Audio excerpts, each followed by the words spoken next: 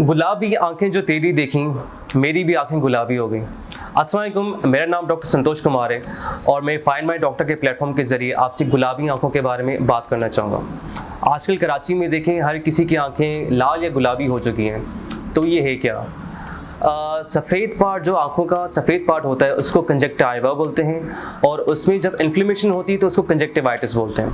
वो काफ़ी वजूहत की वजह से हो सकता है, जैसे कि अगर एलर्जी होती है तो एलर्जिक कंजक्टिवाइटिस, अगर आंखों में इन्फेक्शन हो जाए बैक्टीरिया की वजह से, जरासीम की वजह से, तो बैक्टीरियल कंजक्टिवाइटिस, और अगर वायरस की वजह से होता है तो वो वायरल कंजक्टिवाइटिस बोलते हैं।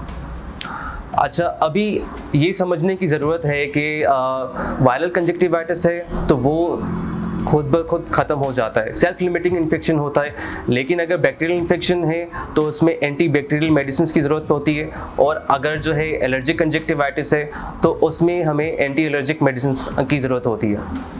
अभी आजकल जो वायरल इन्फेक्शन चल रहा है, वायरल कंजक्टिवाइटिस, वो एडिनो वायरस की वजह से हो रहा है।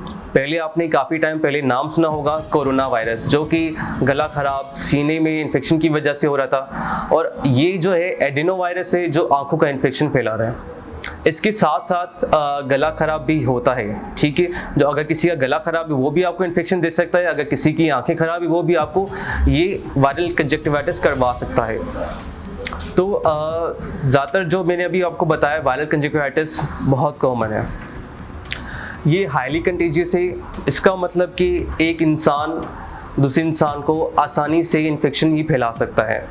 इसमें जो है इंक्यूबेशन पीरियड, एक मेडिकल टर्म जो हम बहुत कॉमनली किसी भी इन्फेक्शन डिजीज़ में हम बात करते हैं, वो होता है 24 to 72 आवर्स इस कंडीशन में।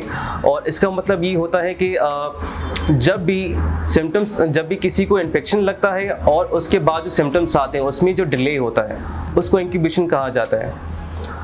अब इसमें जो क्लिनिकल फीचर्स होते हैं, जो सिम्टम्स आते हैं, वो सबसे पहले तो आंखों में आपको जलन की तरह महसूस होता है, खारिश हो सकती है, आंखों में पानी आना, फॉरेन बॉडी सेंसेशन। इसका मतलब कि आंखों में ऐसा लगता है कोई चीज़ चली गई है। साथ में आपकी जो पलकें होती हैं वो जम जाती हैं। उसके अलावा गला ख़राब हो सकता है, खांसी हो सकती है, बलगम हो सकता है, एंड उसके अलावा आपको कान में दर्द भी हो सकता है।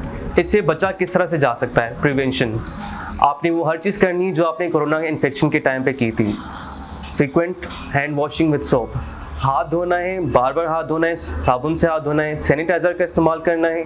आपने आँखों को टच करने से या खुजाने से आपने रोकना होगा, और उसके अलावा मास्क का इस्तेमाल करना है, क्योंकि ये गला ख़राब, ये इन्फेक्शन जो हम सांस लेते हैं वो उसमें जो आपके वाटर ड्रॉपलेट्स होते हैं उसके ज़रिए भी फैल सकता है। तो आपने मास्क का भी इस्तेमाल करना है।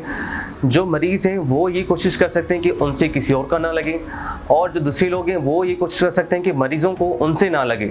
तो दोनों को एहतियात करने की ज़रूरत है। उसके अलावा एक आँख से जो बिल्कुल ठीक है और दूसरी आँख जो बिल्कुल जिसमें इन्फेक्शन है उसको दूसरी आँख से इन्फेक्शन लग सकता है।